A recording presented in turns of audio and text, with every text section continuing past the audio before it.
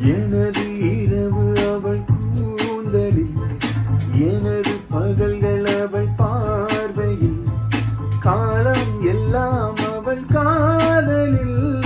கனவு களையவில்லை கண்களில், இதயம் துடிக்கவில்லை ஆசையில், வாழ்வும் தாழ்வும் அவள் வார்த்தையில்.